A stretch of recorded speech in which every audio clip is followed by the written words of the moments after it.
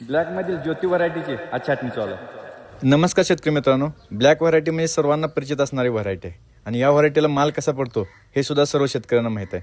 आणि या प्लॉटचं व्हिडिओ करायचं कारण असं की या प्लॉटची फळ छाटणी अगदी वेगळ्या पद्धतीने घेतल्या. खरड छाटणीच्या वेळी ब्लॅक व्हरायटीचं सबकेन कसं करायचं यासाठी व्हिडिओ पोस्ट केला होता. त्यामध्ये 4-3-3 अशी पद्धत सांगितली होती आणि या प्लॉटचा विचार केला तर व्हिडिओ तुम्हाला दिसत असेल काडी कशा प्रकारे राखल्या.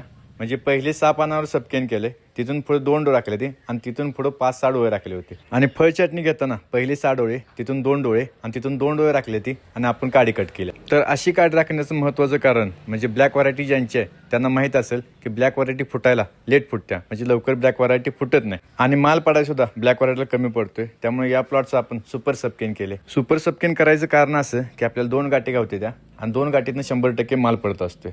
आणि काडी एवढी छोटी राखण्याचं कारण की लवकर आपली काडी फुटत्या, त्यामुळे पुढं मागं होत नाही. माझ्याकडे ट्रीटमेंट असणाऱ्या ब्लॅक व्हरायटीला बऱ्यापैकी मी सबकेन असंच करून घेतले.